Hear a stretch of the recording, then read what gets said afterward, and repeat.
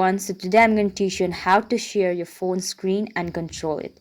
So you need to, like, for a remote for the phone that you want to use as a remote control, you need to download or install TeamViewer remote control. So make sure to install it.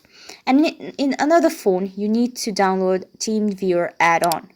So install this as well. After you do this, what you're going to do is after you've installed it, you'll be able to control the phone by just giving it access to open it, and you just need to write the code on your TeamViewer, this add-on.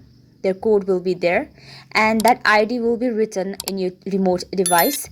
So once you enter device, I will show you. Let's wait for it to install.